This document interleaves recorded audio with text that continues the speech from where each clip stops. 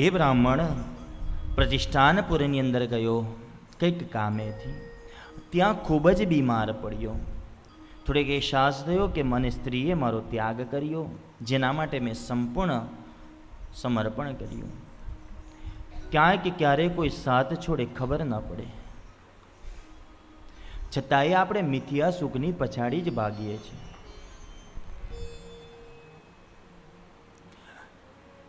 બ્રાહ્મણ જે નગરની અંદર રોકાયા હતા, એ નગરની અંદર એક શિવાલય હતું. આશરો લીધો છે, બીમાર પડ્યા છે બ્રાહ્મણ, અને આશરો લીધો.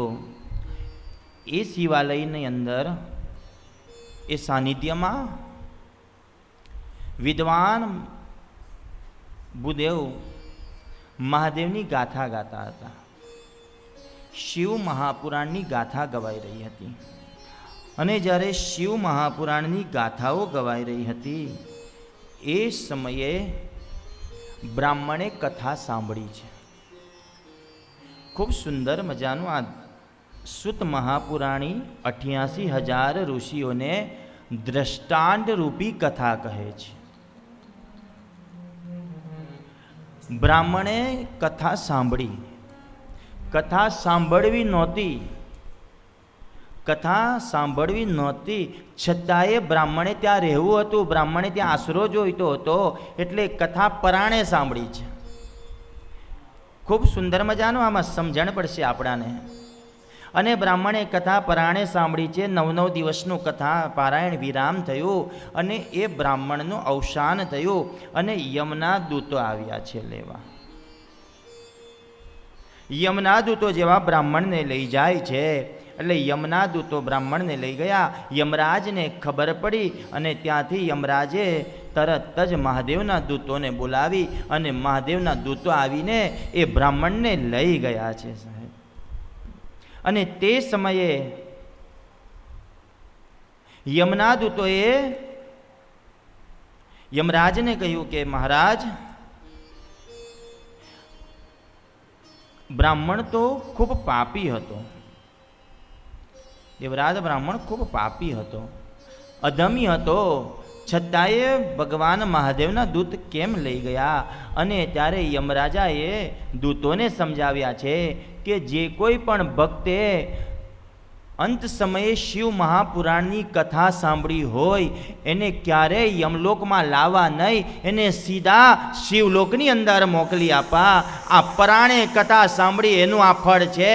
અને જો કદાચ આપણે મન લગાવીને કથા સાંભળીએ, મન હૃદયમાં મૂકીને કથા સાંભળીએ, શિવને હૃદયમાં બિરાજમાન કરીને કથા સાંભળીએ, તો આપણો ઉદ્ધાર કેમ ન થાય? થાય. કથાની વાત કરીએ ને, બધા રામાયણથી સૌ આપ પરિચિત છો. રામાયણનો પ્રસંગ સાંભળો ને તમે, એટલે એમાં એમ આવે કે ભાઈ આનો ઉદ્ધાર કર્યો, આ રાક્ષસનો ઉદ્ધાર કર્યો, પેલા રાક્ષસનો ઉદ્ધાર કર્યો, અહલ્યાનો ઉદ્ધાર કર્યો. શું આવે? રામાયણના પ્રસંગની અંદર તમામના રામે ભગવાને ઉદ્ધાર કર્યા. રાવણનો બી વધ કર્યો ને, રાવણનો પણ ભગવાને ઉદ્ધાર કર્યો છે. જો પાપી જેવા પાપી રાક્ષસોનો ભગવાન ઉદ્ધાર કરતા હોય, તો તમારો ને મારો ઉદ્ધાર કેમ ન કરે? કરે ને કરે જ. યાદ રાખજો, 100% કરે. પાપી જેવા પાપી અધમી રાક્ષસનો ઉદ્ધાર કરી દેતા હોય તો આપણે તો એટલા બધા તો પાપી નથી ને. થાય જ, આપણો ઉદ્ધાર થાય ને થાય. આ 9 દિવસનું તપ છે આપણું. શું છે? આપણા બધાને એમ થાય કે રામેશ્વર જવું છે, આપણા બધાને એમ થાય કેદારેશ્વર જવું છે, આપણા બધાને એમ થાય કે 12 જ્યોતિર્લિંગ કરવા છે. થતું જ હોય યાત્રા કરવાનો. યાત્રા કયો વ્યક્તિ કરી શકે? જેની પાસે શરીર હોય સારું. યાત્રા એમને એમ નથી થતી. આપણાને એમ થાય કે યાત્રા પૈસાથી થાય તો નહીં થાય. હા, ધન વગર કંઈ ન થાય. અહીંયા વ્યાસપીઠ પર બી કોઈ ધન વગર બેસવું નથી. 9મો દિવસ થશે એટલે 8મે દિવસે કે બાપુ કાલે સવારે વહેલા અમે નીકળી જવાના છે. પણ બધું જ એનાથી પણ નથી થતું. સૌ પ્રથમ આપણાને પરમાત્માની કૃપાથી શરીર સારું જોઈએ. યાત્રા કરવા માટે શું જોઈએ? યાત્રા કરવા માટે સૌ પ્રથમ શરીર સારું. બીજા નંબર પર સમય જોઈએ અને ત્રીજા નંબર પર ધનની જરૂર પડે. સમય, શરીર અને ધન, આ 3 ભેગું થાય ત્યારે આપણે યાત્રા કરી શકીએ છીએ. યાદ રાખજો. સૌની ઈચ્છા થતી હોય કે 12 જ્યોતિર્લિંગના દર્શન કરવા છે, કેદારેશ્વરના દર્શન કરવા છે, કે પશુપતિનાથ, નેપાળ, કાઠમાંડુ જવું છે. કદાચ આ બધા વિચાર જ્યારે આવતા હોય, આ દર્શન કરવાનું મન જ્યારે થતું હોય તો એક યાદ રાખજો કે આ 9 દિવસ માટે બટુકગીરી મહારાજ આખું કૈલાસ માન સરોવરને અહીંયા લઈ આવ્યા છે. 12 જ્યોતિર્લિંગને અહીંયા લઈ આવ્યા છે. સાક્ષાત પરમાત્મા મહાદેવને અહીંયા લઈને આવ્યા છે. આ 9 દિવસની ગાથા જે છે ને એને સ્વયં ભાગીરૂપી ગંગા કીધી છે, ભાગીરથી ગંગા કીધી છે. 9 દિવસ સુધી તમારાથી આ ગંગાની અંદર જેટલી ડૂબકી મરાતી હોય, જેટલી ડૂબકી લગાવાતી હોય એટલી ડૂબકી લગાવી લેજો. આ 9 દિવસ સુધી આખું કૈલાસ માન સરોવર અહીંયા પ્રગટ થયું છે. કહ્યું છે કથાના મહાત્મામાં, જે ભૂમિ પર કથા થતી હોય એ ભૂમિ સાધારણ ભૂમિ નથી હોતી. એ ભૂમિ તો સાક્ષાત કૈલાસ માન સરોવર બની જાય છે. એવી અદ્ભુત ભૂમિ બતાવી છે. એક વખત લક્ષ્મી અને નારાયણ વિચરણ કરવા નીકળ્યા હતા, ફરવા નીકળ્યા હતા રથની અંદર. રથની અંદર જેવા ફરવા નીકળ્યા એટલે એક ભૂમિ આવી અને ભૂમિ જ્યારે આવી ત્યારે ભગવાન નારાયણે રથને થોભાવ્યો. રથ પરથી નારાયણ નીચે ઉતર્યા અને ભૂમિ પર દંડવત પ્રણામ કર્યા. કોણે? નારાયણે, ભગવાન નારાયણે ભૂમિ પર સાક્ષાત દંડવત પ્રણામ કર્યા અને દંડવત પ્રણામ કરી ઊભા થયા. માટી ભૂમિમાંથી, જમીનમાંથી એક ચપટી માટી લીધી, પોતાના કપાળ પર લગાવી, મસ્તક પર લગાવી અને પાછા પોતે રથની અંદર બેસી ગયા. માં લક્ષ્મીજી જોયા કરે. ધ્યાન હોય હે પત્નીનું, શું કરી રહ્યા છે, બરાબર સામે ને સામે ધ્યાન હોય. હા, કે શું કરે છે, ક્યાં નજર કરે છે.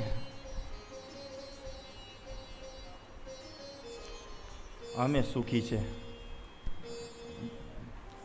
365 દિવસમાંથી 250 દિવસ બહાર હોઈએ.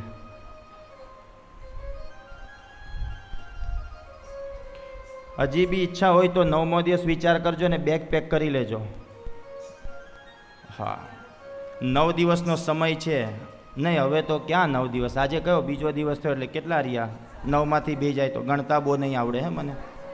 7 રહ્યા ને. હવે તો 7 જ દિવસ. 7 દિવસ પરીક્ષિત રાજા જેવું વિચારજો કે મારે 7 દિવસમાં શું કરવું છે. ફાઇનલ. ચાલો, એક વ્યક્તિ વધી ગયો આપણા સ્ટાફની અંદર. જય હો. હા, લે તાલીઓ પડી ગઈ. હે, હવે ના પાડે ને તો આ બીજા દિવસની કથામાં સમય નક્કી કરજો એટલે એને સંભળાવતા એ થાય પાછું. ભાઈ એના હાથમાં જ છે બધું, એને કાઢતાય આવડે પાછું, હાથનો ભાગ કાઢી નાખશે.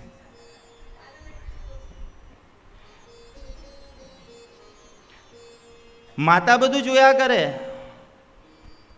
કે નારાયણ આ શું કર્યું, દંડવત કેમ કર્યા? ત્યારે નારાયણે કહ્યું કે દેવી, આજથી ઘણા વર્ષો પહેલા અહીંયા શિવ મહાપુરાણની કથા થઈ હતી, એટલા માટે હું આ ભૂમિને વંદન કર્યું છે. આ ભૂમિ સાધારણ ભૂમિ ન કહેવાય, સાક્ષાત કૈલાસ માન સરોવર ભૂમિ બની જાય.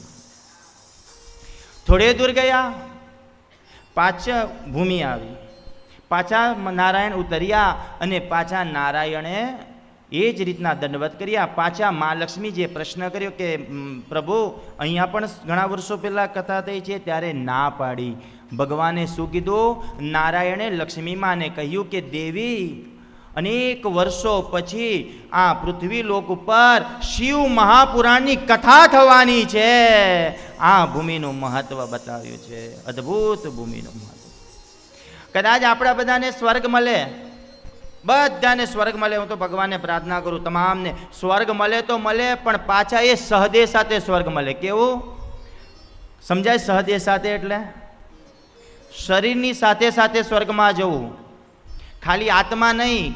સહદેહ સાથે યુધિષ્ઠિર મહારાજ સ્વર્ગમાં ગયા હતા. સહદેહ સાથે યુધિષ્ઠિર મહારાજ એક સ્વર્ગમાં ગયા હતા, આખે આખું શરીર લઈને. સહદેહ સાથે સ્વર્ગમાં જાય, પણ કદાચ તમે સ્વર્ગની અંદર જાઓ તો તમને બ્રહ્મા મળે, સ્વર્ગની અંદર જાઓ તો વિષ્ણુ મળે, સ્વર્ગની અંદર જાઓ તો મારો નારાયણ મળે, સ્વર્ગની અંદર જાઓ તો તમામ દેવી દેવતાઓ મળે, અને સ્વર્ગની અંદર જાઓ તો તમામ દેવી દેવતાઓના આશીર્વાદ મળે. પણ તમને સ્વર્ગમાં કથા ન મળે, કથા તો પૃથ્વી લોક પર જ મળે આપણાને. એટલે હરિ અનંત, હરિ કથા અનંત, હરિ કરતા પણ એની કથા અનંત બતાવી છે, ભગવાન કરતા પણ ભગવાનની કથાનું મહાત્મ વધારે બતાવ્યું છે.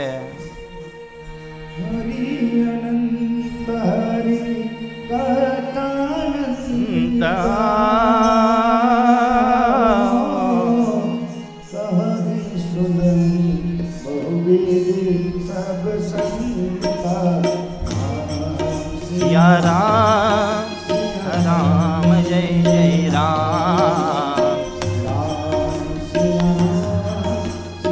सब ताली बजाइए, हाथ ऊपर. जय द्वारकाधीश.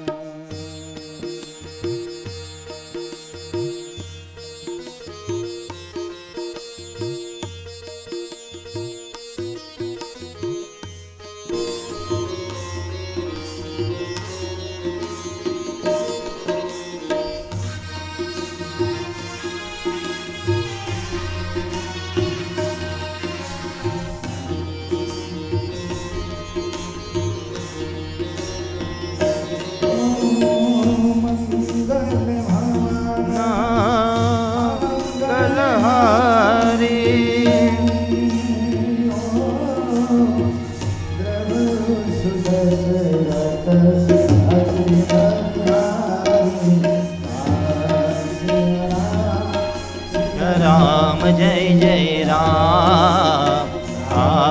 सिया राम जय जय राम. श्री राम जय राम, जय जय राम. हो श्री राम जय राम, जय जय राम.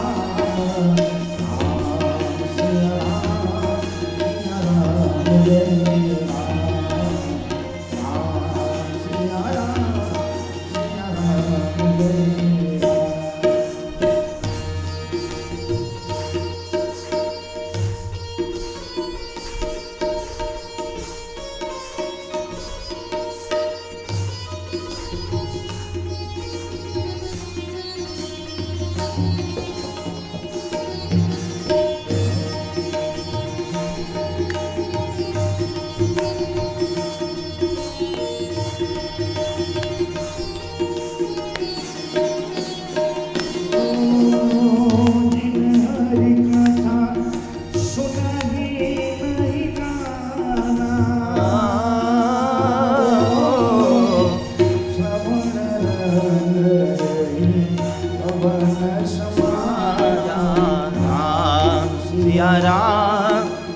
રામ જય જય રામ રામ સિયા રામ જય જય રામ. જય સોમનાથ, જય મહાદેવ, જય તાપી મૈયા, જય હો.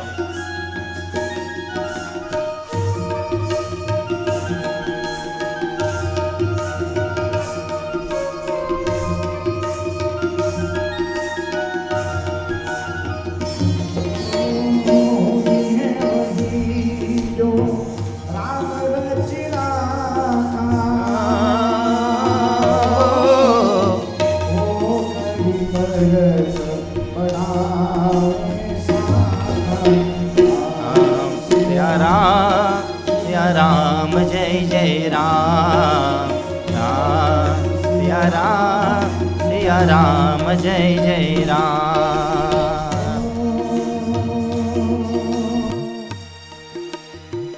हरि अनंत हरि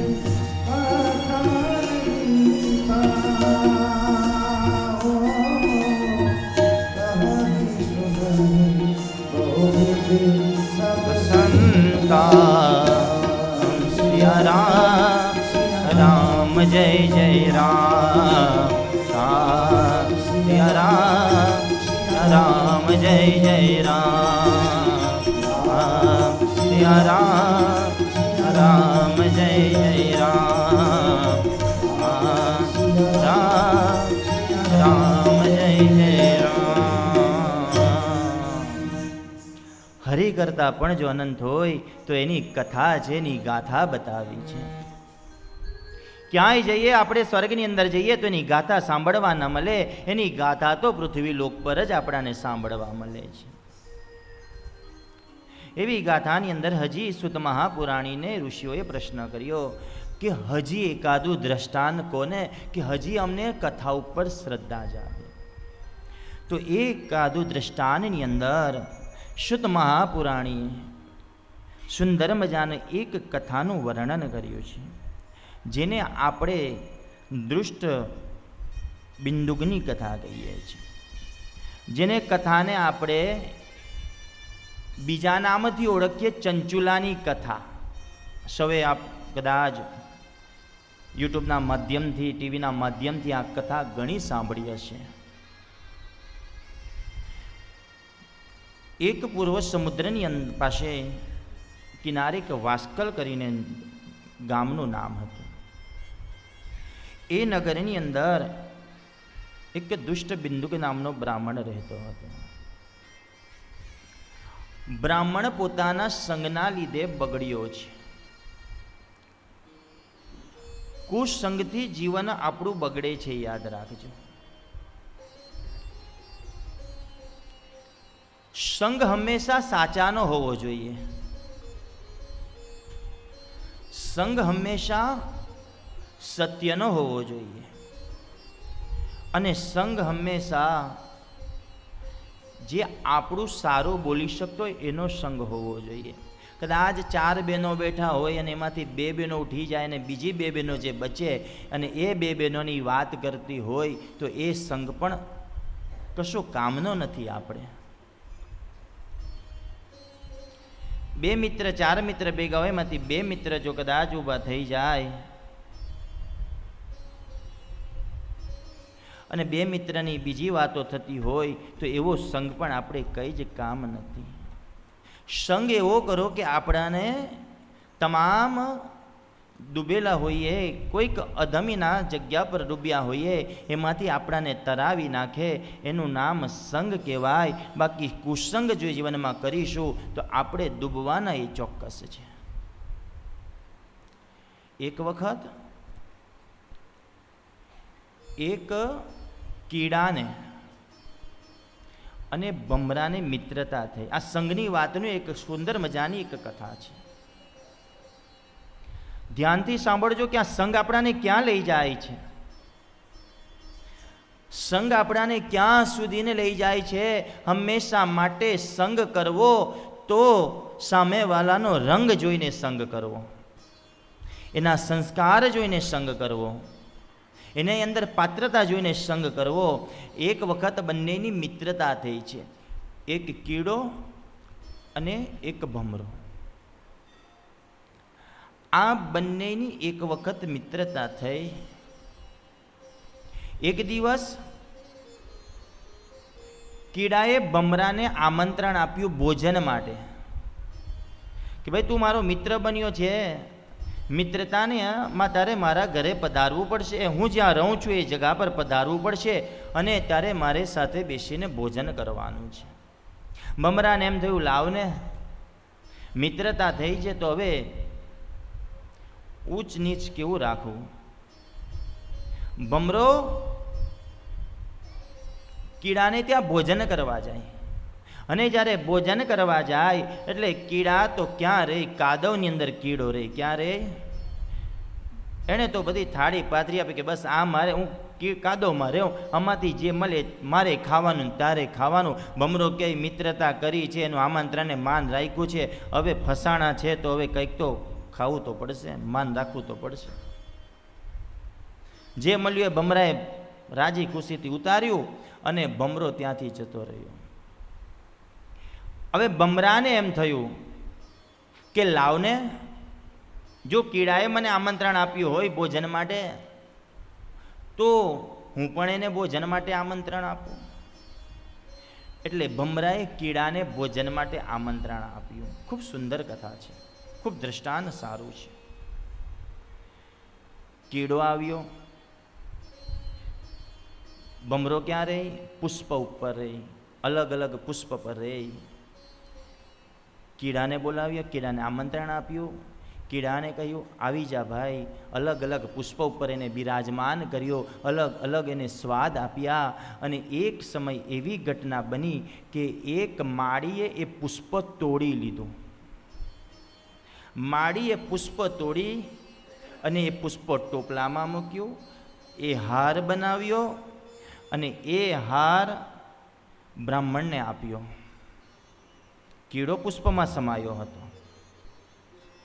એ હાર મહાદેવના ચરણોમાં અર્પિત થયો. સાંજનો સમય થયો, ભૂદેવ આવ્યા. ભૂદેવે બધું નિર્માળ્ય ઉતાર્યું અને એ હાર એક ટોપલામાં મૂક્યો અને ભૂદેવ છેલ્લે ટોપલો લઈ અને એને ગંગામાં વિસર્જન કર્યું. અને ત્યારે કીડો કહે આ સારા સંગ કર્યો તો આજે ગંગાનું જળ મને પ્રાપ્ત થયું. એટલે સંગ હંમેશા કરો તો એવાનો સંગ કરો કે આપણાને ગંગામાં ડૂબકી લગાવી દે, એવાનો સંગ કરવો જોઈએ.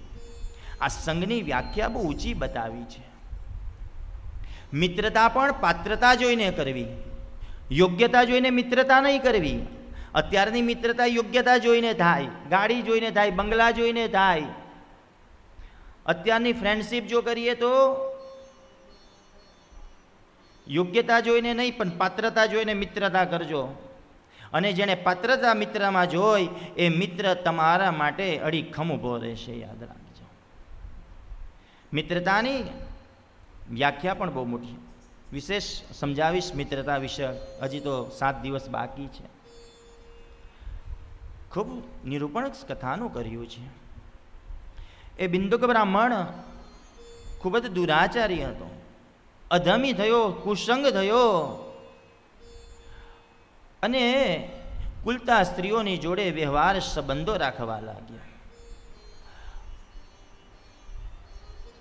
આ વાતની ખબર એની પત્નીને થઈ છે.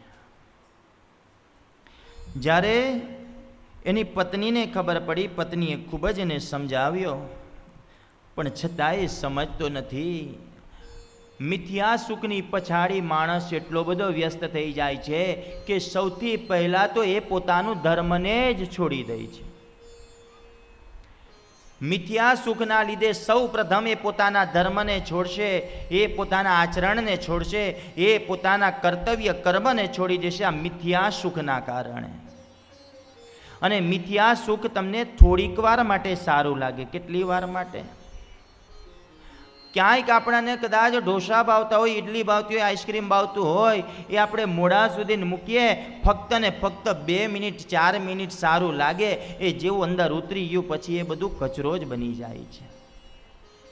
મિથ્યા સુખની પછાડી જ આપણે બધા વ્યસ્ત છે અને મિથ્યા સુખના લીધે આપણે તમામ ધર્મનો ત્યાગ કરીએ છીએ, તમામ આપણે સત્કર્મનો ત્યાગ કરવા લાગીએ છીએ અને મિથ્યા સુખના લીધે આપણે સૌથી મોટામાં મોટું માનવતા ભૂલી જઈએ છીએ. સૌથી મોટામાં મોટી માનવતા આપણે મિથ્યા સુખના લીધે ભૂલી જઈએ છીએ. બ્રાહ્મણને ઘણો બધો સમજાવ્યો, બ્રાહ્મણ ન સમજ્યો. આ બાજુ ચંચુલાને ખબર પડી, ચંચુલાએ સમજાવ્યો, ન સમજ પડી. હવે ચંચુલા પણ અપમાર્ગે જવા લાગી. આ વાતની બ્રાહ્મણને ખબર પડી, છતાંય બ્રાહ્મણે કહ્યું કે તું તારી જિંદગી જીવ, હું મારી જિંદગી જીવીશ. આમ તે કહી બંને છૂટા પડે છે. એક દિવસ એ બ્રાહ્મણનું મૃત્યુ થાય છે. ચંચુલાનું સમયની સાથે યૌવન ઘટવા લાગ્યું. આ કાયા મનુષ્યની એવી ને એવી રહેવાની નથી. કાયાનો કોઈ દિવસ ભરોસો કરવો નહીં, પોતાનો શ્વાસનો ભરોસો ન કરવો, ન શ્વાસોનો વિશ્વાસો.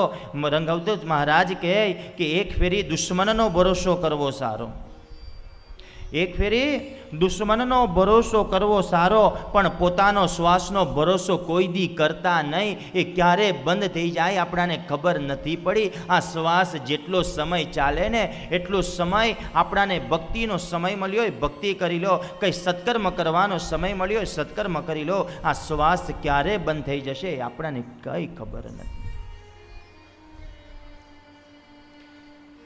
ચંચુલાની કાયા ઘટવા લાગી.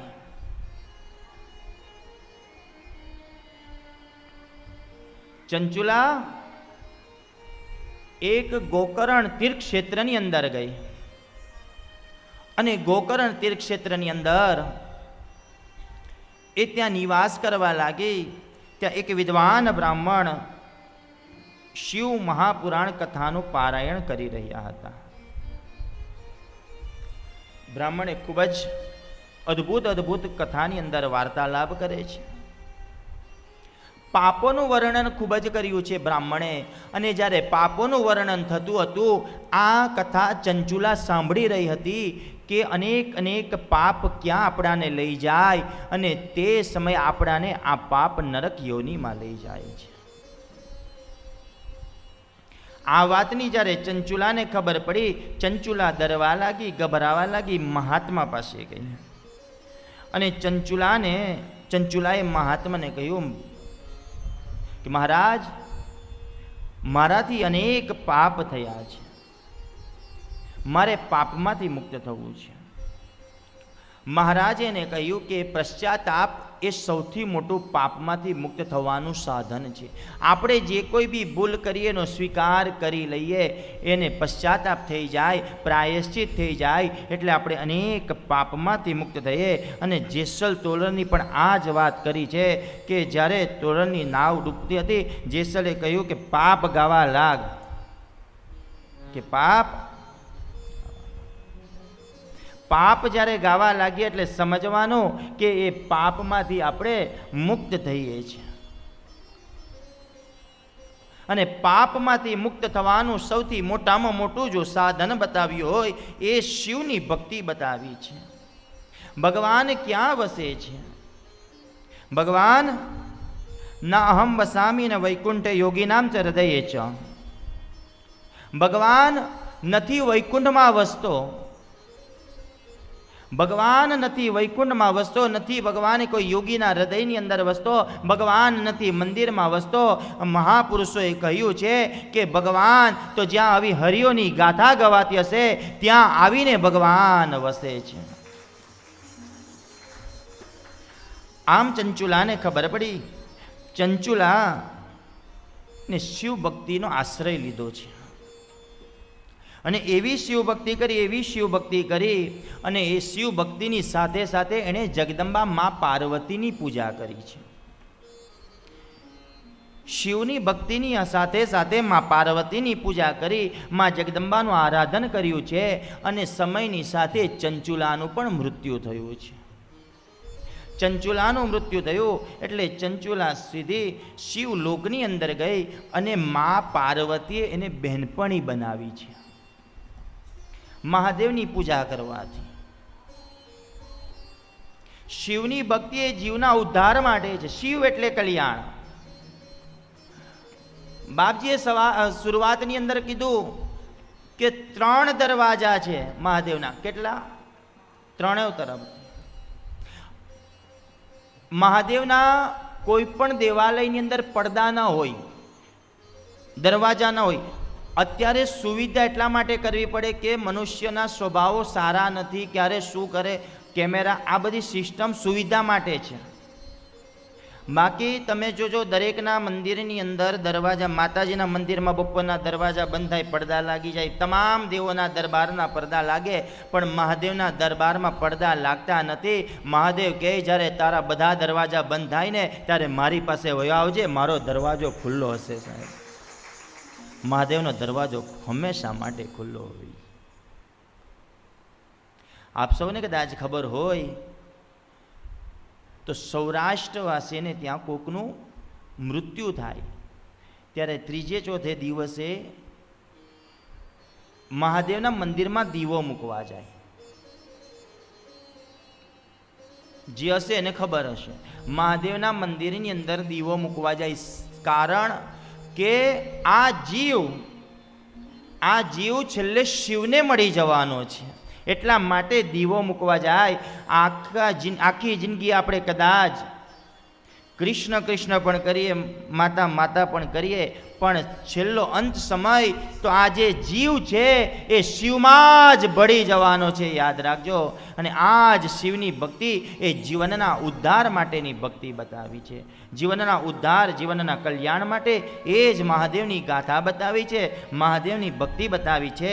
મા પાર્વતીએ એને સખી બનાવી છે.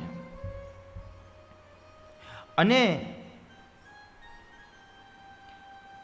ચંચુલાએ માને પ્રશ્ન કર્યો કે માં, મારા પતિ ક્યાં છે? ત્યારે માએ કહ્યું કે વિંધ્યાચલ પર્વતની અંદર તારો પતિ પિશાચ બનીને બેઠો છે, પિશાચ બનીને ભરે છે, પિશાચ બનીને રખડે છે.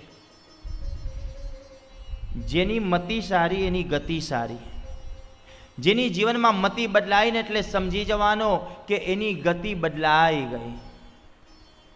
મતિ હંમેશા સારી હોવી જોઈએ.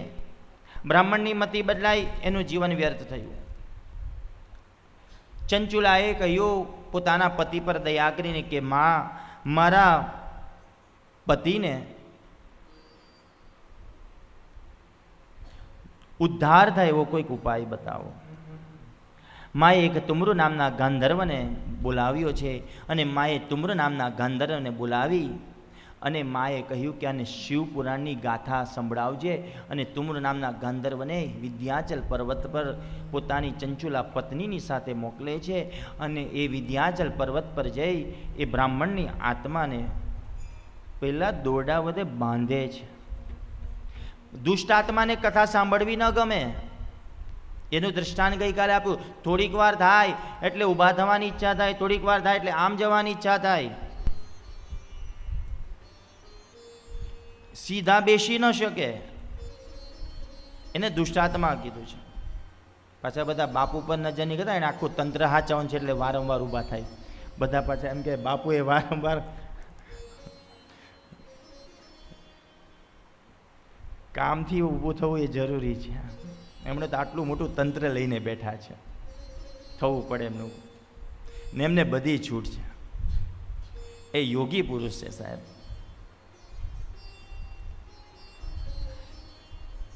એ તુમડુ નામના રાક્ષસને દોરડા વડે બાંધ્યો અને પછી તુમડુ નામના ગાંધર્વએ એ પિશાચને દોરડા વડે બાંધ્યો છે. અને ત્યારબાદ શિવ મહાપુરાણની ગાથા ગવડાવી છે, સંભળાવી છે. અને ત્યારે એ દુષ્ટ બ્રાહ્મણનો આત્મા શિવલોકની અંદર પ્રાપ્તિ કરે છે. આ શિવ મહાપુરાણની ગાથાનો મહિમા બતાવ્યો છે. શિવ મહાપુરાણની જે ગાથા બતાવી છે એ ખૂબ જ અદ્ભુત બતાવી છે. અદ્ભુત એટલે એટલી અદ્ભુત બતાવી છે કે જેની કોઈ વાત ન પૂછો. અહીંયા શ્રોતા અને વક્તાના પ્રકાર બતાવ્યા છે. શ્રોતા કેવો હોવો જોઈએ? એકાગ્ર ચિત્તે કથા સાંભળે અને એક આસન પર બેસીને કથા સાંભળે, એનું નામ શ્રોતા. હવે આપણા બધાને એમ થાય એક આસને બેસીને કથા સાંભળવી એટલે આપણે બધા શું કરીએ? કાલે અગાડના સોફા પર બેઠા હોઈને જો કોઈ બીજું આવીને બેસી જાય એટલે બંને માતા બહેનો બાજવા લાગે, કાલે હું અહીંયા જ બેઠી હતી એટલે આજે મારે અહીંયા જ બેસવાનું છે. આ સૌથી મોટો ભ્રમ માતા બહેનોને ખાસ. અમારા ભાઈઓને વાંધો ને જ્યાં જગ્યા મળે ત્યાં બેસી જાય. કેમ? જેવું મળે એવું બેસી જાય. ભાઈઓ બાપડાને જગ્યા ના મળે ને તો ગાડીનું સ્ટેન્ડ ઉપર મૂકીને ગાડી પર બેસી જાય. બહુ ભોળા ભાઈઓ.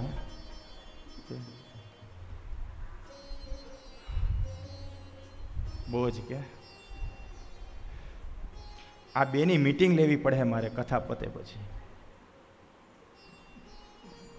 હા, કઈક રાજ છુપાયેલું લાગે છે બેઉમાં. એક આસન એટલે જે ભૂમિ પર બેસો, જે જગા પર બેસો, એ જગાની અંદર જરૂરી નથી કે આજે આગળના સોફા પર બેઠા એટલે આગળના સોફા પર જ બેસવું. કોઈ પણ જગ્યા તમને કથા સભાની અંદર મળે એ જગા પર બેસીને એકાગ્ર ચિત્તે કથા સાંભળો, એનું નામ એક આસન કહ્યું છે. એનું નામ એકાગ્ર ચિત્તે, એને એક આસન કહેવાય. મન ધ્યાન એ સંપૂર્ણ કથામાં હોવું જોઈએ, એનું નામ એક આસન કહ્યું છે. અને શ્રોતાઓએ ધ્યાનથી કથા સાંભળવી અને સાંભળવા દેવી, એનું નામ એક આસન કહ્યું છે. એના પ્રકાર તો મેં ગઈકાલે બતાવ્યા હતા. ઊંટ જેવા, પોપટ જેવા, હંસ જેવા અનેક અનેક પ્રકાર બતાવ્યા છે. વક્તા કેવા હોવા જોઈએ? ભાગવતજીના મહાત્માની અંદર શ્લોકમાં કીધું છે વિરક્ત વક્તા. વિરક્ત એટલે લાલચ તૃષ્ણા વગરના વક્તા હોવા જોઈએ, જેનામાં ક્યાંય લોભ ન હોય. જેનામાં કથા કરવા જાય એટલે એમ ન થવું જોઈએ કે આજે હું કથામાંથી આટલા રૂપિયા કમાઈને ઘરે લઈ જાઉં, હું આટલા લાખોનું લઈ જાઉં, આ લઈ જાઉં ને પેલું લઈ જાઉં. ક્યાંય લાલસા ન હોય, ક્યાંય તૃષ્ણા ન હોય, ક્યાંય છે તે લાલચ ન હોય. આ ધર્મની ગાદી છે. આ ભાગ્ય હોય, પુણ્ય હોય તો આ ધર્મની ગાદી, અનેક પુણ્ય ભેગા થાય ત્યારે આ ધર્મની ગાદી પ્રાપ્ત થાય. એમને આ ધર્મની ગાદી બધાને પ્રાપ્ત નથી થતી સાહેબ. કદાચ ભગવાન આવે ને મારો ભેટો થાય ભગવાન સાથે ને એમ કહે કે માંગ માંગે તે આપું. શું કહે પરમાત્મા? કદાચ એમ કહે કે માંગ માંગે તે આપું, અને ત્યારે પરમાત્મા પાસે એક જ વસ્તુ માંગીશ કે પ્રભુ કદાચ મને બીજો જન્મ આપવો જ હોય તો આજ વ્યાસ ગાદીનો મને અધિકારી બનાવજે. આ જ જોઈએ છે, બીજું કાંઈ જોઈતું નથી. ગાડી એ નથી જોઈતા, બંગલા એ નથી જોઈતા, બસ આ જ વ્યાસ ગાદીનો અધિકાર બનાવી દેજે. મારા માટે સંપૂર્ણ સુખ, સ્વર્ગનું સુખ મને આ મારી વ્યાસ ગાદી પર બિરાજતા બધું જ મને પ્રાપ્ત થાય છે. આ ગાદી એમને પ્રાપ્ત નથી થતી. એનો વેપાર ન થાય, એનું નામ કથાકાર. વૈષ્ણવ વક્ત કેવો વક્તા? જે હરિનો ભગત હોય, વિષ્ણુનો ભગત હોય, વિષ્ણુના ગુણગાન ગાતો હોય. એ જ વ્યાખ્યા નરસિંહ મહેતાએ આ એક સુંદર મજાના ભજનની અંદર કરી છે કે ખરેખર વૈષ્ણવ ભક્ત એટલે કોણ અને કેવો હોવો જોઈએ.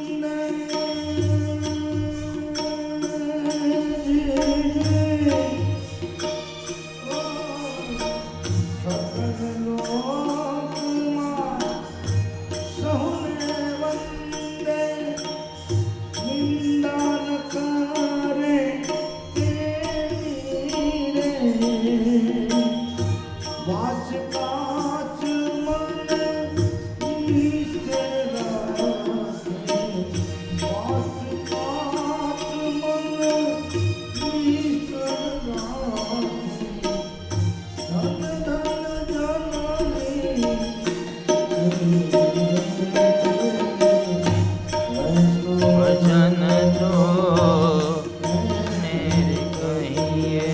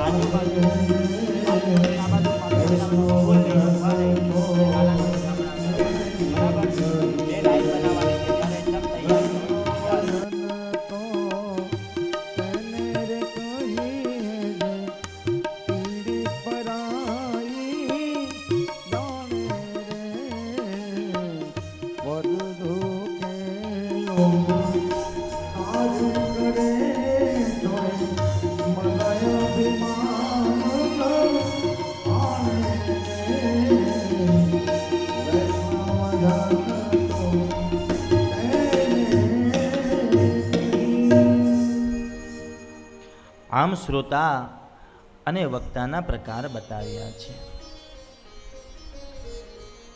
આ 7 અધ્યાયનું મહાત્મ્ય ભગવાન મહાદેવના ચરણની અંદર અર્પણ કરીએ. આમ અહીંયા કથાનું બંધારણ ચાલુ થાય છે. કથા કોણે ક્યાં કેવી રીતના કરી છે. મહાદેવજીએ સૌ પ્રથમ માતા પાર્વતીને કથા સંભળાવી છે. સૌ પ્રથમ વક્તાજી હતા એ મહાદેવજી અને શ્રોતાજી હતા એ મા સતી જગદંબા પાર્વતી હતા. બીજા નંબર પર નંદિકેશ્વર મહારાજ. નંદિકેશ્વર મહારાજ સનતકુમારોને કથા સંભળાવે છે અને સનતકુમારોજી વ્યાસજીને કથા સંભળાવે છે. વ્યાસજી સૂતજીને કથા સંભળાવે છે અને સૂતજી 88,000 ઋષિઓને કથા સંભળાવે છે અને પ્રણવ બાપુ તમને કથા સંભળાવે છે. આ કથાનું બંધારણ છે. કથાના મહાત્માને વિરામ કરતા કથાની અંદર ખૂબ જ અલગ અલગ સુંદર વર્ણન કરવામાં આવ્યું છે. ભક્તિનો પ્રાદુર્ભાવ જગાવો એ શ્રેષ્ઠ બતાવ્યું છે. અને ક્યાંક ભક્તિના પ્રાદુર્ભાવની અંદર ક્યાંક ભૂલ ન થાય એ ખાસ ધ્યાન આપવું. મહાદેવની ગાથાની અંદર એવું કહેવું છે કે મનને સાફ રાખીને મહાદેવના દરબારમાં જવું. ક્યાંક વ્યસન મોઢામાં મૂકીને પણ દરબારમાં ન જવું. આજે આપણે બધાને ગઈકાલે એક વાત થોડી અધૂરી રહી ગઈ હતી કે આ જગત જે છે વ્યસન અને ફેશનમાં પૂર્ણ થાય છે. વ્યસન શું કામ કરવું? અને વ્યસન કરવું જ હોય, જામ પર જામ પીને से क्या फायदा, जाम पर जाम पीने से क्या फायदा, रात को पी सुबह को उतर जाएगी, तू हरि नाम की प्याली पी तेरी जिंदगी सवर जाएगी. व्यसन करવું હોય તો હા મહાદેવનું કરો ને, કોણ ના પાડે? વ્યસન કરવું હોય તો ભક્તિનું કરો ને, કોણ ના પાડે? 4 પડીકી વગર ના ચાલે તો એવું વ્યસન કરો કે હું દિવસમાં 40 માળા ન કરું તો ન ચાલે, એવું વ્યસન કરો ને. પણ એ વ્યસન આપણાથી નથી થતું. વ્યસનની અંદર પાછું અત્યારે એમાં પાછી વ્યસનમાં એ ફેશન છે. અમુક વ્યક્તિ પડીકી લઈ, ખબર, ઘણાને જોયા છે,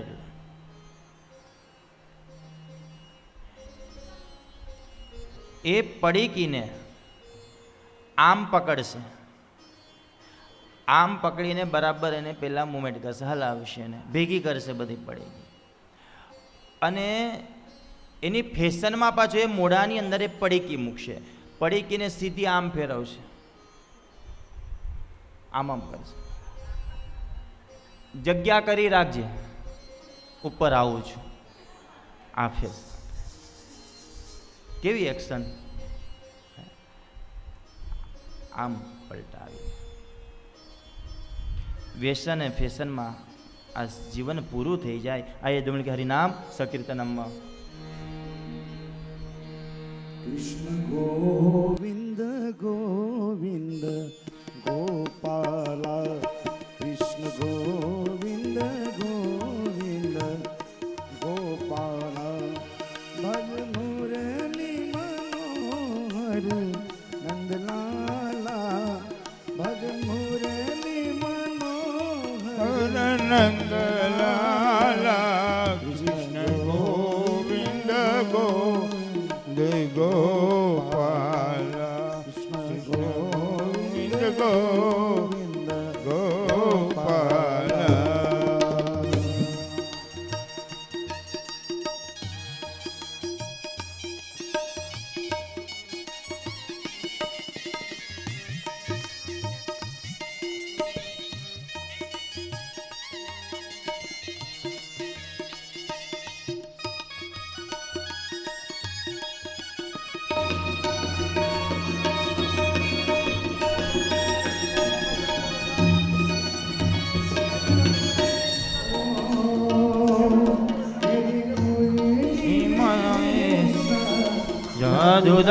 જદુદાલા રલી મેસા, જદુદાલા ગોવિંદ ગોવિંદ ગોપાલા, કૃષ્ણ ગોવિંદ ગોવિંદ ગોપાલા.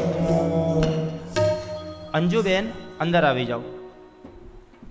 અંજુબેન અંદર આવે. અંજુબેન, અંજુબેન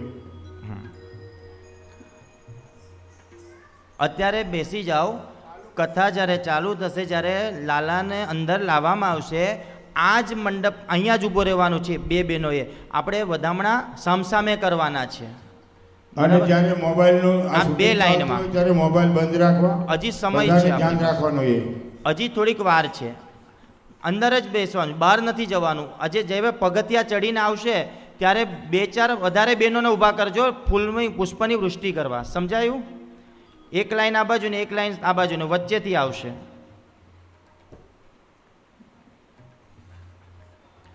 હા, અંદર આવી જાવ. અત્યારે વાર છે, હજી આપણી કથા બાકી છે. હા,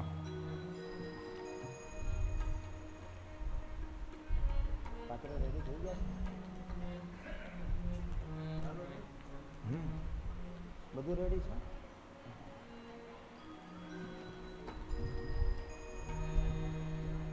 બોલીએ નીલકંઠ મહાદેવ કી જય. આમ મહાત્માને કથા કરતા કરતા સુતજીએ સરસ મજાનો પ્રશ્ન કર્યો હતો. હવે આ ભસ્મ, રુદ્રાક્ષ અને બિલ્વપત્રનો જે મહિમા બતાવ્યો છે એ શ્રેષ્ઠમાં શ્રેષ્ઠ મહિમા બતાવ્યો છે. એટલો બધો શ્રેષ્ઠ મહિમા બતાવ્યો છે કે મહાદેવની પૂજા એક તો ભસ્મ વગર ન થાય. કપાળ પર ભસ્મ હોવી જોઈએ. બેનો એ ભસ્મ કદાચ માનો ત્રિપુંડ આપણે ન લગાવીએ પણ ભસ્મનો નાનો ચાંદલો પણ લગાવવાનો. સાઉથ ગમી જાવ ને તો દરેક બહેનોના કપાળ પર જોજો એક સફેદ ભસ્મનું તિલક હોય ને હોય. ભસ્મ લગાવવાથી આપણે આયુષ્યની વૃદ્ધિ પણ થાય છે. અને ત્યારબાદ રુદ્રાક્ષની માળા, શિવની પૂજા કરવા બેસીએ ત્યારે રુદ્રાક્ષની માળા તમામ ભાઈઓ પણ પહેરી શકે, બહેનો પણ પહેરી શકે. રુદ્રાક્ષની ઉત્પત્તિ કઈ રીતના, કેટલા મૂકી, એ બધું આવતીકાલની આપણે કથાની અંદર લઈશું. આમ રુદ્રાક્ષની માળા ભસ્મના 3 પ્રકાર બતાવ્યા છે. એક લોકાગ્નિ ભસ્મ, વેદાગ્નિ ભસ્મ અને શિવાગ્નિ ભસ્મ. લોકાગ્નિ જે ભસ્મ છે એ સામાન્ય મંત્રો દ્વારા જો કદાચ યજ્ઞ કરવામાં આવે એમાંથી જે ભસ્મ ઉત્પન્ન થાય એને લોકાગ્નિ ભસ્મ કહેવાય. વેદાગ્નિ ભસ્મ એટલે વેદ મંત્રો દ્વારા જે યજ્ઞ યાગાદી કરવામાં આવે એને વેદાગ્નિ ભસ્મ કહેવામાં આવે. આપણા બધાને એમ ઘણાને એવો ભ્રમ છે કે ઉજ્જૈનની અંદર ચિતામાંથી ભસ્મ આરતી કરે છે ને. ઘણાના મુખેથી સાંભળ્યું છે કે ચિતાની ભસ્મ, આપણી એવી કોઈ તાકાત નથી કે આપણી રાખ મહાદેવને ચડે. ભસ્મ આરતી રોજ થાય, સવારની ભસ્મ આરતી થાય, પણ એ કઈ ભસ્મ? વેદાગ્નિ ભસ્મ અને શિવાગ્નિ ભસ્મ, જે અઘોર મંત્ર દ્વારા, વેદ મંત્ર દ્વારા યજ્ઞ કરવામાં આવે છે. રોજે રોજ એ યજ્ઞની ભસ્મ લેવામાં આવે અને એ ભસ્મ આરતી, મહાદેવની ભસ્મ આરતી એનાથી કરવામાં આવે. કોઈ ચિતાની ભસ્મથી આરતી કરવામાં નથી આવતી. વેદાગ્નિ ભસ્મ, લોકાગ્નિ ભસ્મ, શિવાગ્નિ ભસ્મ. રુદ્રાક્ષની માળા પહેર્યા વગર પણ શિવ પૂજા કરવામાં આવે તો પણ એ પૂજાનું ફળ આપણાને પ્રાપ્ત નથી થતું. આમ કથાની અંદર માળાનું, રુદ્રાક્ષની માળાનું ખૂબ જ મહત્વ બતાવ્યું છે. ખૂબ એટલે ખૂબ જ મહત્વ બતાવ્યું છે. અને રુદ્રાક્ષની જે માળા છે, ગળાની અંદર કદાચ તમે સોનાનો હાર પહેરો, ગળાની અંદર તમે સોનાનો હાર પહેરો તો ચોર આવશે. કોણ આવશે?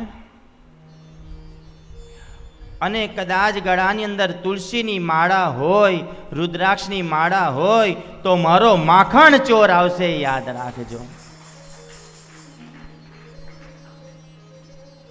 આ કથાનું મહત્વ બતાવ્યું છે. આ કથાનું ફળ બતાવ્યું છે. આ રુદ્રાક્ષનું મહત્વ બતાવ્યું છે. અહીંયા સુંદર મજાના નંદમોત્સવ તરફ આપણે કથાને લઈ જઈશું. સરસ મજાના ભગવાન મહાદેવની જે ગાથા છે એની અંદર આજે બીજો દિવસ, પેલા રાજુ કાકાને બિહાડતા જજો.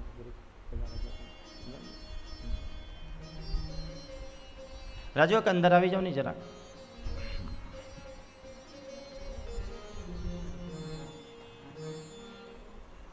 અહીંયા નંદ મહોત્સવ બતાવ્યો છે.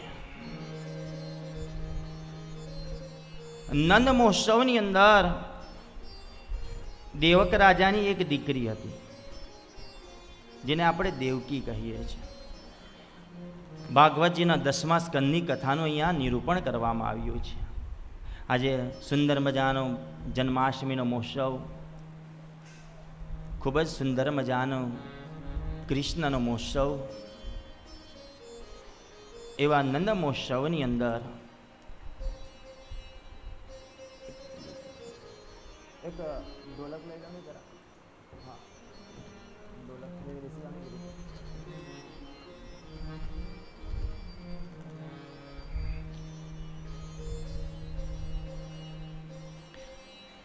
ખૂબ એટલે ખૂબ જ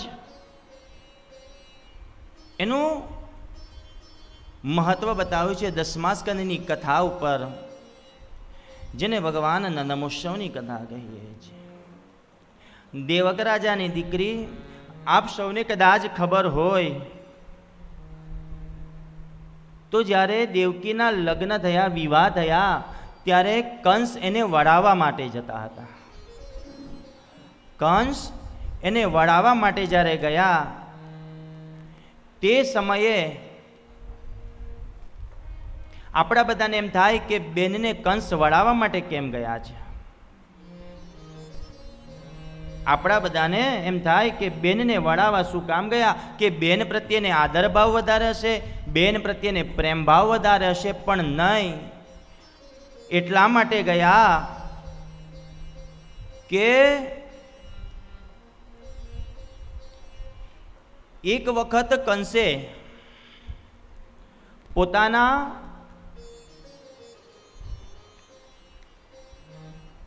એક દિવસે પોતાના મહેલની અંદર બ્રાહ્મણોને ભોજન કરાવવા માટે બોલાવ્યા હતા. બ્રાહ્મણોને ભોજન કરાવવા માટે જ્યારે બોલાવ્યા, ત્યારે બ્રાહ્મણોને એમ કહ્યું કે હે ભૂદેવ, મને મારો કાળ સમજાવો, મને મારો કાળ સમજાવો કે મારો કાળ ક્યારે છે. ત્યારે ભૂદેવે કહ્યું કે કાળ અમે ન કહી શકીએ, પણ એક સમય જ્યારે તમારી બહેનના લગ્ન હશે અને લગ્નના સમયે તમે જ્યારે એને વિદાય કરવા માટે જશો, ત્યારે તમારો કાળ આકાશવાણી દ્વારા જાણવામાં મળશે. અને આકાશવાણી દ્વારા જ્યારે એ કાળને જાણવામાં આવે, આ વાતની એક કંસ રાહ જોઈને બેઠો હતો. બહેનના લગ્ન થયા અને વિદાય કરવા માટે જાય, બરાબર અધવચ્ચે જાય, ત્યારે આકાશમાંથી આકાશવાણી થઈ કે એ કંસ, જેને તું બેનને વિદાય કરવા માટે જઈ રહ્યો છે, એનું 8મું સંતાન એ તારો કાળ છે. આ શબ્દ જ્યાં સાંભળ્યા, કંસે તલવાર કાઢી અને દેવકીને મારવા જાય, ત્યાં વસુદેવ હાથ પકડી લે છે. મહારાજ, આ મારી પત્ની છે, આનું સંપૂર્ણ હવે એને મારે સાચવવાની એ મારી ફરજમાં આવે છે. તો એ સમયે વસુદેવે કંસને કહ્યું કે મહારાજ, તમને એ ભય છે કે આનું 8મું સંતાન તમારો કાળ છે, તો એક કામ કરીએ, આનું 8મું સંતાન હું તમને આપી દઈશ, એને તમે મારી. 8મું સંતાન જ્યારે આપી દેવામાં આવવાની વાત કરી, ત્યારે કંસે શરત કરી કે ત્યાં સુધી તમારે મારા કાળા ગૃહમાં રહેવાનું છે. મંજૂર છે. પહેલું સંતાન થયું, પહેલું સંતાન જેવો જન્મ થયો એટલે નારદજી કંસ પાસે આવ્યા. અને નારદજી કંસ પાસે આવીને નારદજીએ કંસને કહ્યું કે આ પહેલું સંતાન જન્મ્યું છે, તો એને તારે છોડી દેવો છે. ત્યારે કંસે કહ્યું કે દેવર્ષિ, મારું તો 8મું સંતાન કાળ છે. ત્યારે કંસે કહ્યું કે એક 8 પાકડીવાળું કમળ લઈને આવો. કંસ 8 પાકડીવાળું કમળ લઈને આવ્યા. એને ગણતરી કરી બતાવી, તો આમથી પણ 8 થાય અને આમથી પણ 8 થાય. એટલે કંસને કહ્યું કે મહારાજ, હવે આમાંથી 8મું સંતાન કયું ગણવું, પહેલું 8મું ગણવું કે છેલ્લું 8મું ગણવું? તો કંસ કહે દેવર્ષિને, તો શું કરું, આ પહેલા સંતાનને પણ મારી નાખું? તો કે એ હું ન કહું.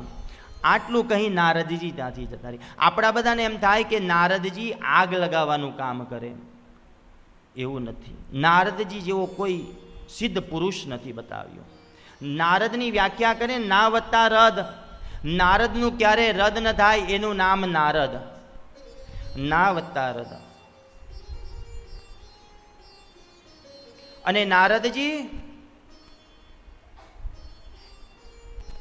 લોક કલ્યાણ માટે કંઈક ને કંઈક કાર્ય કર્યા છે.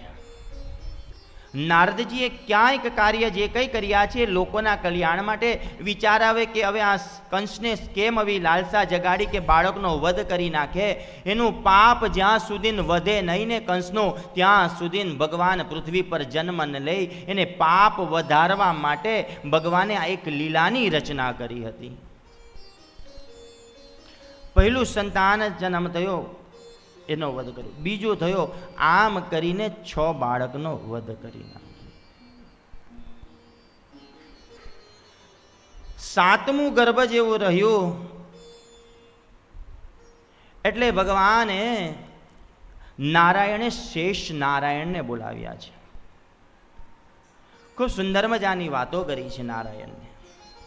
શેષ નારાયણને એમ કહ્યું કે હે દેવ, હે નારાયણ, ચાલો પૃથ્વી પર આપણે જન્મ લેવાનો સમય થઈ ગયો છે. પણ શેષ નાગે અહીંયા 2 શરત કરી છે ભગવાનને સાથે શરતમાં એવું કહ્યું કે પ્રભુ, પહેલી શરત હું એ કરીશ કે હું તમારો મોટો ભાઈ બનીને આવીશ. પૃથ્વી પર જો કદાચ આપણે બંને જન્મ લેવાનો છે તો હું તમારો મોટો ભાઈ બનીશ. અને બીજું કે હું જે કહીશ તેમ તમારે કરવાનું. ભગવાન કે રામ અવતારની અંદર તારી જોડે ઘણું બધું મેં સેવા કરાવી, એના માટે થઈને તું મોટો બનવા માંગે છે. ત્યારે શેષનાગ કહે પ્રભુ, હું એ માટે મોટો બનવા નથી માંગતો. હું એટલા માટે મોટો બનવા માંગુ છું કે જ્યારે રામ અવતાર તમે લીધો ત્યારે તમારું દુઃખ મારાથી જોવાતું ન હતું. હું ત્યારે નાનો ભાઈ હતો, હું તમને કોઈ આદેશ ન કરી શકતો હતો, હું કોઈ તમને આજ્ઞા ન કરી શકતો હતો, અને તમારું દુઃખ ન જોવાયું. એ માટે હવે હું મોટો ભાઈ બનીશ અને તમારું દુઃખ હું દૂર કરીશ. ભગવાન મંદ મંદ હસે છે. હસતા મોડે પ્રભુ હા પાડી દીધી. આ બાજુ ભગવાને એક જોગ માયાને પ્રગટ કર્યા છે. જોગ માયાને જેવા પ્રગટ કર્યા એવા જોગ માયા ને ભગવાને આદેશ કર્યો કે હે જોગ માયા,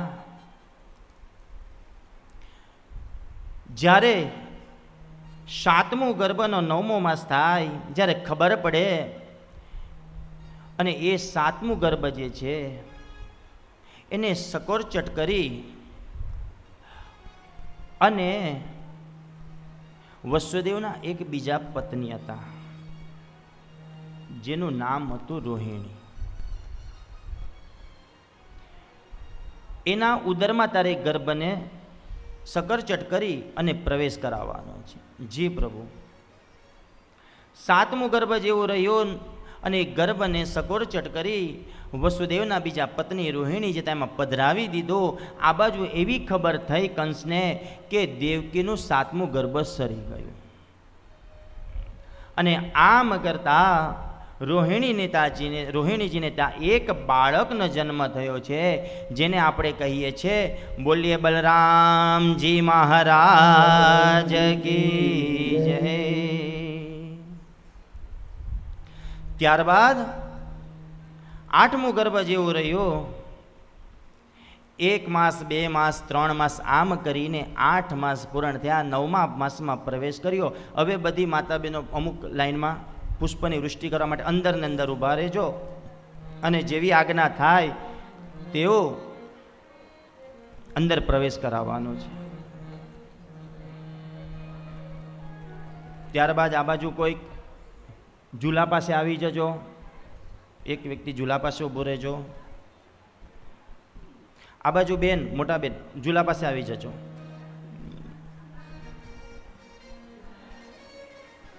જ્યારે કથા ધ્યાનથી સાંભળજો અને ખાલી જેને જે કાર્ય સોંપવામાં આવે બધાએ નથી ઊભું થવાનું, ખાલી અમુક જ બહેનો.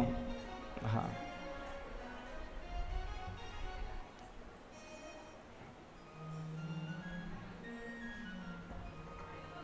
નવમો માસ જેવો કેસ પછી આ પડદો કાઢવાનો છે. નવમો માસ રહ્યો, એકમ બીજ આમ કરીને ત્રીજ ગઈ, ચોથ ગઈ, પાંચમ ગઈ, છઠ ગઈ, સાતમ ગઈ અને બરાબર આઠમની રાત્રિ જેવી થઈ અને ત્યાં નંદ ઘેરા નંદ ભયો.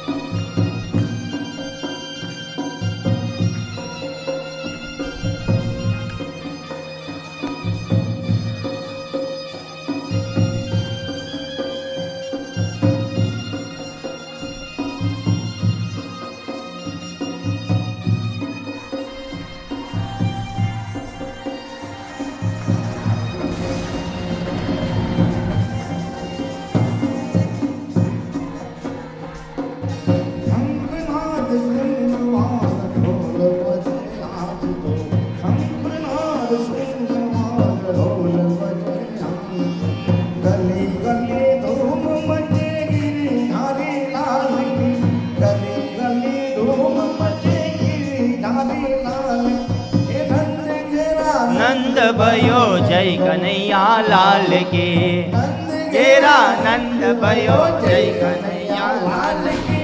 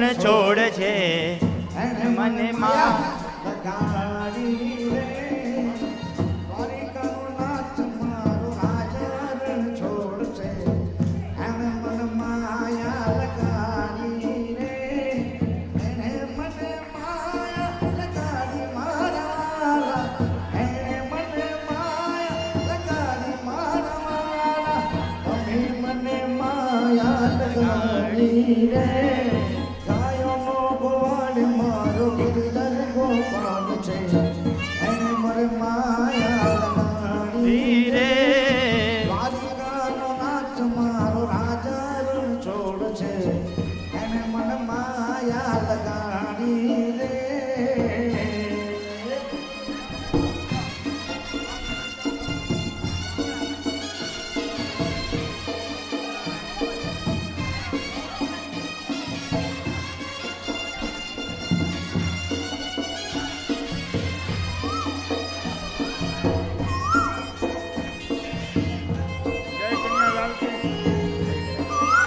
જય કનૈયાલાલ કી જય કનૈયા લાલ કી હાથી ઘોડા પાલ કી જય કનૈયા લાલ કી હાથી ઘોડા પાલ કી નંદ ઘેરા નંદ જય કનૈયા લાલ નંદ ઘેરા નંદ ભયો જય કનૈયા લાલ કી નંદ ઘેરા નંદ ભયો જય કનૈયા લાલ કી જય કનૈયા લાલ કી હાથી ઘોડા પાલ કી જય કનૈયા લાલ કી હાથી ઘોડા પાલ કી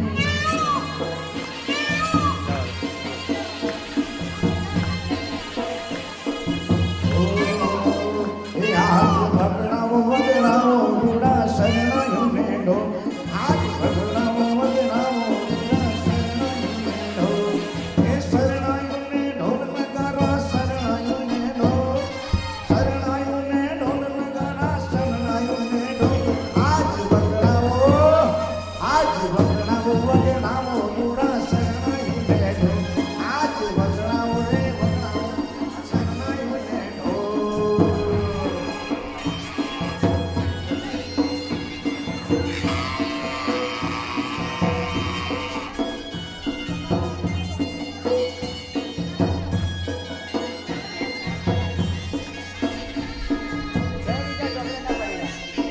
રમાદો બધાને હા હા રાસ રાસ ચાલુ કરજો હાલો બધા શાંતિથી બેસે રાસ લેવાનો છે રાસ રાસ રમાદ રમાદ બધાને ભાઈઓ શાંતિથી બેસી જાય અને રાસ લઈએ આપણે માટલી ફોડવાની બાકી છે માટલી ફોડવાની બાકી છે એક કરાવીએ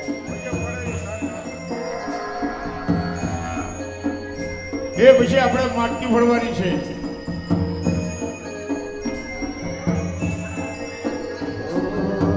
તારા વિના શ્યામને એક રડ લાગે આશ્રમવાને વેલવા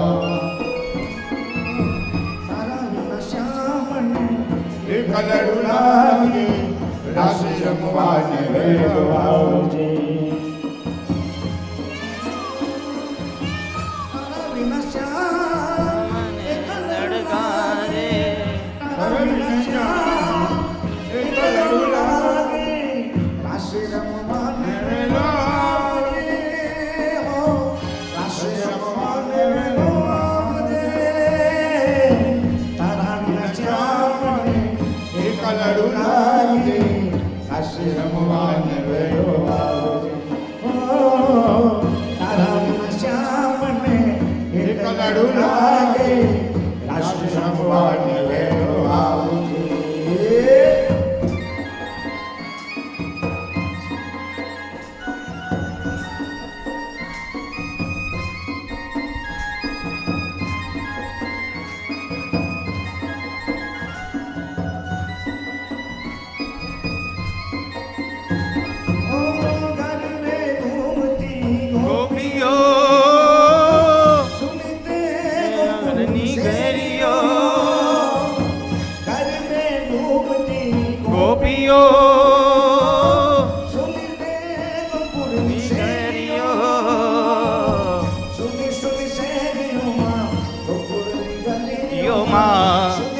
શેરીઓમાં ગામની ગલીઓમાં રમવાને વેલો આવ આવ આવ તારા વિના શ્યામ મને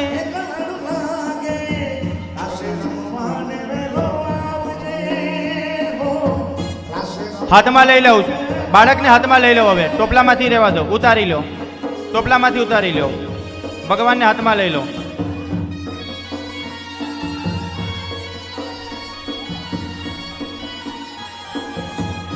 બાળકને હાથમાં લઈ લો.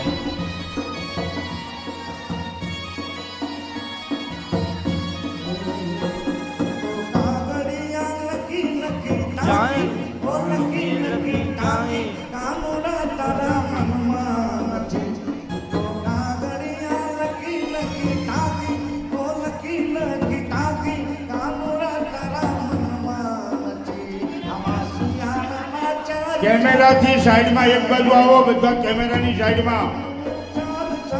કેમેરાની જગ્યા ખાલી કરો, બીજું કાંઈ નહીં આવે.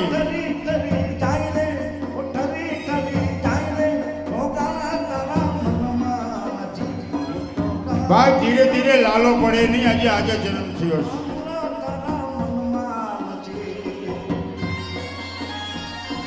મહારાજ તમારું કેમેરાનું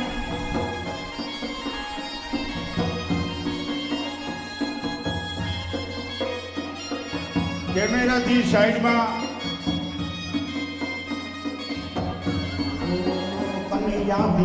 વાલા રે કનૈયા મુરલી વાલા રે, કનૈયા મુરલી વાલા રે, કનૈયા મુરલી વાલા રે.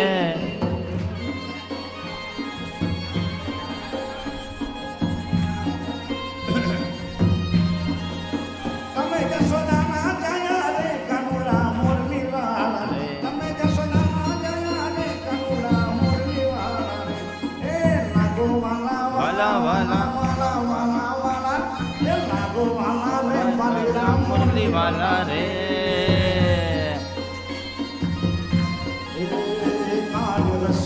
રૂપાળો રંગ રેલિયો ઘેર જાઉં ગમતું નથી. રૂપાળો રંગ રેલિયો ઘેર જાઉં ગમતું નથી. એ મારે માથે રે ઘેર જાઉં ગમતું નથી. મારી માથે છે યમુના હેલ રે, હેલ જાઉં ગમતું નથી. એકાદ રસ્યો રૂપાળો રંગ રેલિયો હેલ જાઉં ગમતું નથી.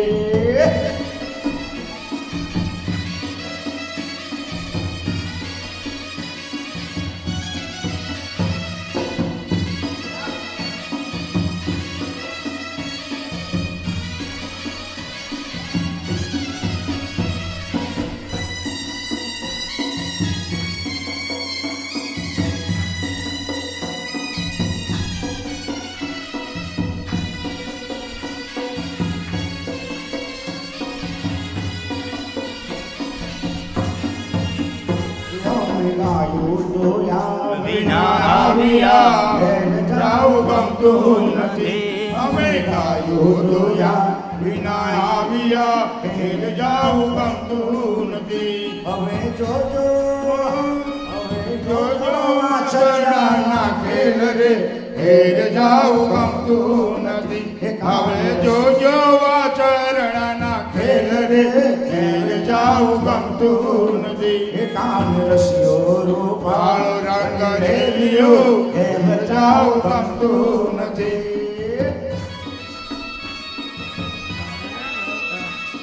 જય હો.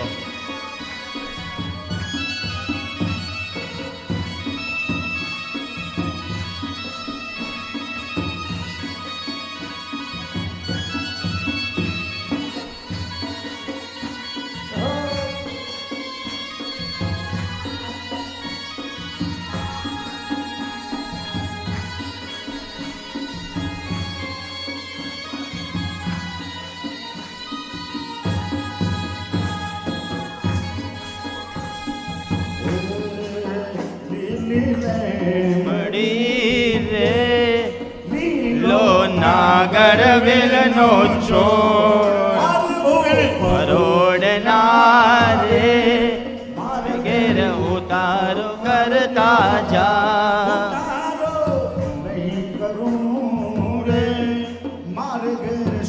સીતા જોવે વાર એ સીતા એકલા રે જુવે રામ લખમણની વાર એ ઠાકોર ના ઠાકોર તારા બંધ દરવાજા ખોલ ખોલ ખોલ ખોલ તારા બંધ દરવાજા ખોલ. એ જય રણ છો માખણ ચોર તારો ગલીએ સો દુનિયાનો દાતાર બની તું એમ થયો છે કઠોર ઠાકોર ના ઠાકોર તારા બંધ દરવાજા ખોલ ખોલ ખોલ ખોલ ઠાકોરના ઠાકોર તારા બંધ દરવાજા ખોર.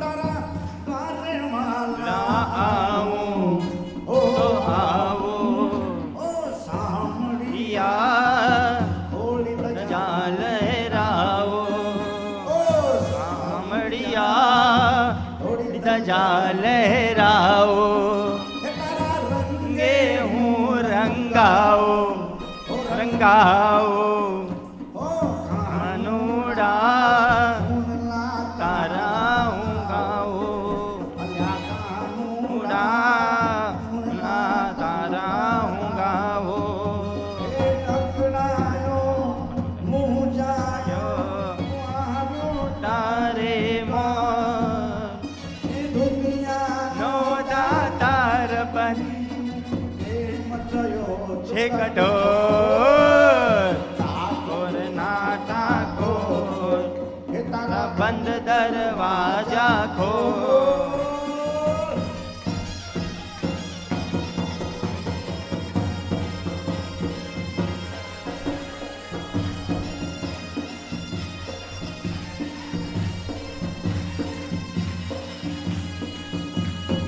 आधा ढूंढ रहे हे मेरा श्याम देखा ढूंढ रहे श्याम देखा श्याम हमने वृंदावन में देखा श्याम हमने वृंदावन में देखा राधे राधे राधे राधे राधे राधे राधे राधे राधे वे तेरा श्याम देखा रास बचाते आते हुए तेरा श्याम देखा ढूंढ रही इसने मेरा श्याम देखा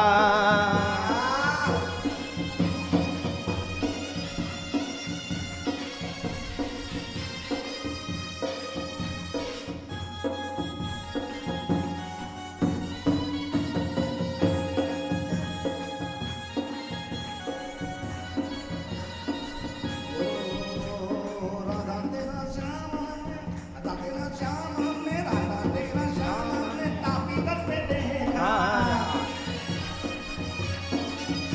अरे राधा तेरा श्याम हमने अटल धाम में देखा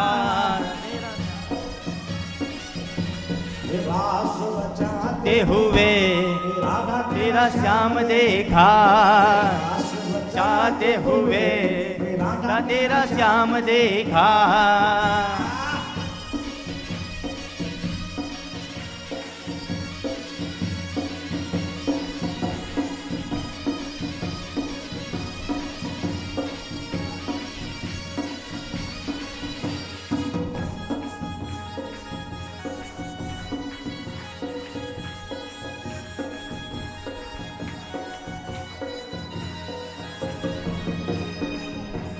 ओ मेरे बाके बिहार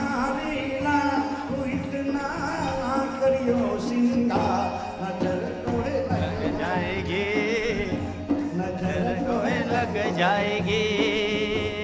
बाके बिहारी लाल तू इतना करियो सिंगार नजर तो लग जाएगी, नजर तो लग जाएगी।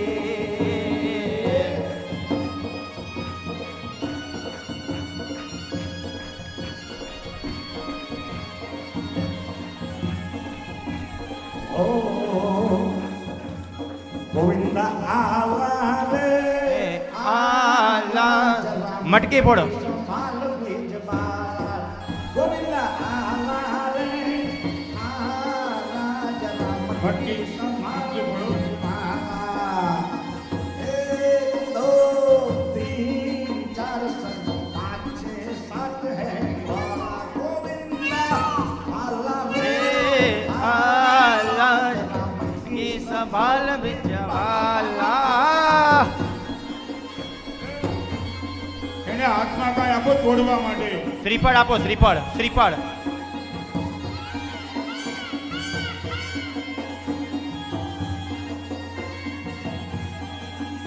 आई माखन की चोरों की सेना आई माखन के चोरों की सेना जरा बच्चे संभल के तू रहना जरा बच्चे संभल के तू रहना बड़ी नटखट है मोर आई आई रे मोर नहीं बच के कोई काला काला आला रे रे आला की संभाल ब्रिजवाला।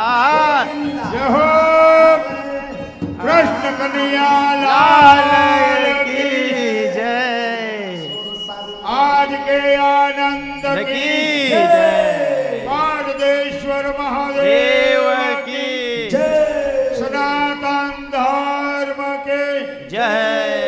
पार्वते पते हर हर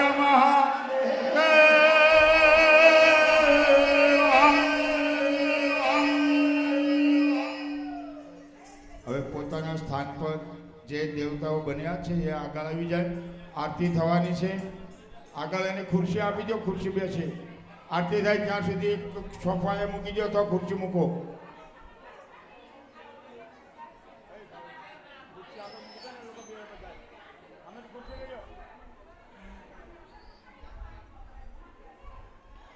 બેનો શાંતિ જાળવો, પોતાનું સ્થાન ગ્રહણ અવાજ કરો. ઓછો કરવો. અટલ આશ્રમ સુરત ચેનલ ઉપર આ કથા લાઈવ થઈ રહી છે એટલે શાંતિથી બેસવું.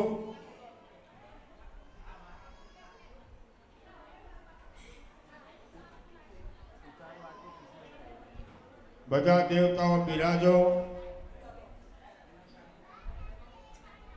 મહાદેવ કી. ઘણા દેવતાઓ આવ્યા છે કથામાં તો. હવે આપણે 2 મિનિટ જેમનો પછી આરતી કરવાની છે આજે ભગવાનની. આજે સુંદર અવસર. જેઓના જન્મ ઉત્સવ કરતા હોય એવા અમુક જ દેવતાઓ છે જેઓનો આપણે જન્મ દર વર્ષે આજે પૂરા ભારત વર્ષની અંદર હનુમાન જયંતિ, કૃષ્ણ જન્માષ્ટમી વગેરે વગેરે એમના જન્મ ઉત્સવ મનાવવા પડે છે. કેમ કે જગતની માટે જીવ્યા છે એટલા માટે. અને જે જગત માટે જીવે છે ને એ જ પરમાત્મા બને છે અને એને જ આપણે પરમાત્મા માનતા હોઈએ છીએ. જેને વસુદેવ કુટુંબકમની ભાવના છે. દરેક જીવ મારો પરિવાર છે. જીવ માત્ર પર દયા કરે ત્યારે ઈશ્વરની એને એમ કહેવાય કે આ કોઈ દયાળુ કરુણાળુ મહાત્માઓ છે અથવા કોઈ કરુણાળુ વ્યક્તિ છે. કરુણા, મમતા, પ્રેમથી ભરેલું આજનું જીવન.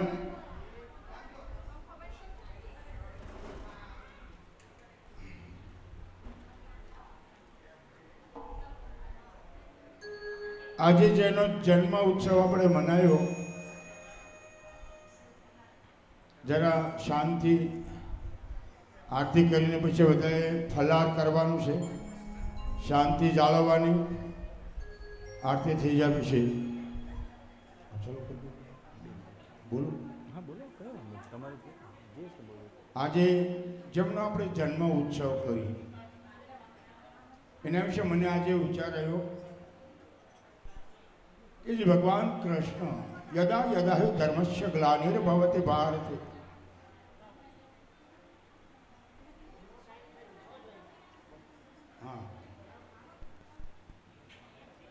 યદા યદા હિ ધર્મસ્ય ગ્લાનિર્ભવતે ભારતે અભ્યુત્થાનમ સુરાટ.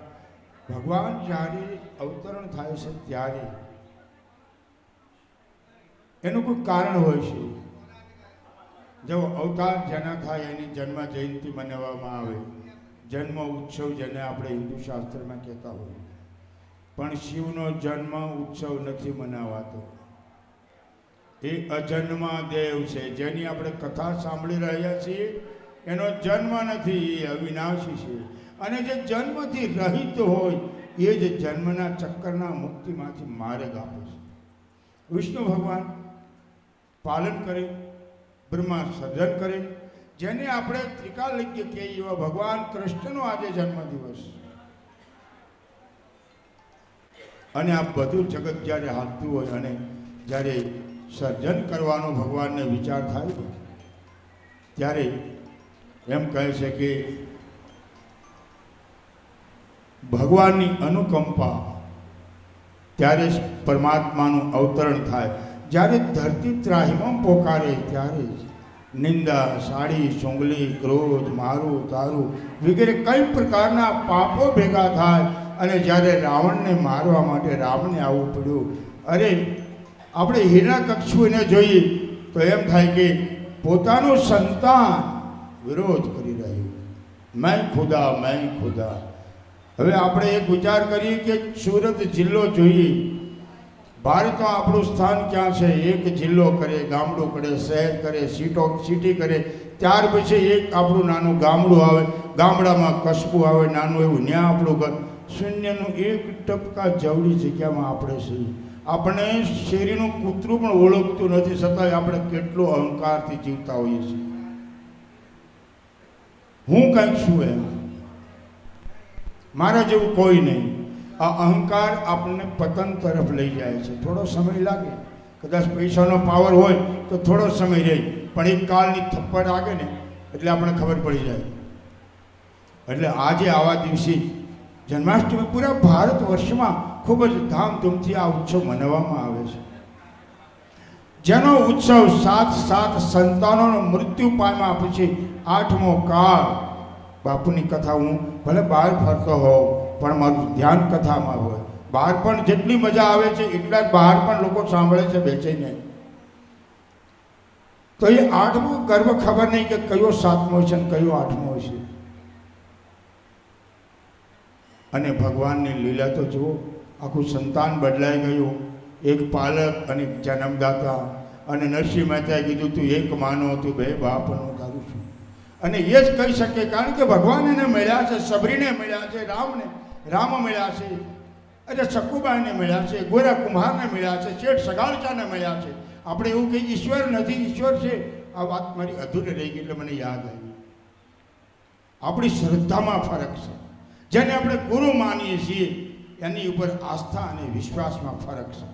નારદજીએ જ્યારે ગુરુ માની લીધા ભવાનીએ નારદજીને કે નહીં હું તમને વિષ્ણુ સાથે લગ્ન કરાવી દઉં, પણ નહીં કે તમે સપ્ત ઋષિને કીધું કે તમે પહેલાં આવ્યા હોત તો હું તમારી વાત જરૂર માનું, પણ નારદજીએ મને કીધું કે તમારે તપસ્યા કરવી અને તમને આવો પતિ પ્રાપ્ત થશે. અને ભગવાન શિવની કથા હતી. એટલે જેને તમે ગુરુ માનો છો એ ગુરુની સદંતર ગુરુ પરંપરાને જાળવી રાખો. એના હૃદયને ઠેસ ન લાગે, એ પરમાત્માના હૃદયને ઠેસ છે. ગુરુ બિન ભવાની તરહીને કોઈ જો બિરંચી શંકર સમ હોય. ગુરુનું તત્વ કેટલું મહાન છે. અને જે ગુરુએ મને 50 વર્ષ પહેલાં કીધેલું કે તીર્થ સ્થાન બનશે, આખા વિશ્વની અંદર આ જગ્યાનું નામ થશે. અને આજે હું આ જોઈ રહ્યો છું કાર્યક્રમ. આજે દેશ વિદેશથી પણ લોકો આ કથા આપણી સાંભળી રહ્યા છે. લંડનમાં પણ સાંભળી રહ્યા છે, અમેરિકામાં પણ અમારે નીરુબેનથી માંડીને કાલે સુશીલાબેનથી માંડીને કૌશિકાબેનથી મળીને બધા ફોન આવ્યા. ભલે બાપુ સરસ કથા છે. ખાલી આપણે જ કથા અહીંયા સાંભળતા નથી, વિદેશથી પણ આ કથા સાંભળી રહ્યા છે. અને એ મારા ગુરુ મહારાજે તમને એક બહાનું આપે કે બાનાની પત રાખ પ્રભુ તું બાનાની પત રાખ. એક રુદ્રાક્ષ આપે, એક રામ નામનું નામ મંત્ર આપે, એની પર દૃઢ વિશ્વાસ કરીને જપે તો શિવ પ્રાપ્ત થાય. એવું નારદજીએ કીધું અને ભવાનીએ શિવ પ્રાપ્ત કરવા માટે તપસ્યા કરી. આખીર એને શિવ મળ્યા અને શિવ મળ્યા પછી પણ ભવાનીને એ જ વિચાર આવ્યો કે રામ કોણ હતા. રાજા દશરથના પુત્ર ગટગટ વ્યાસી સર્વ વ્યાપક વ્યાસ એ રામ કોણ હતા. અને એ જન્મ જાણવા માટે ભક્તિની અંદર એવું કહે બીજો જન્મ હિમાલય દક્ષિણ ત્યાં થયો.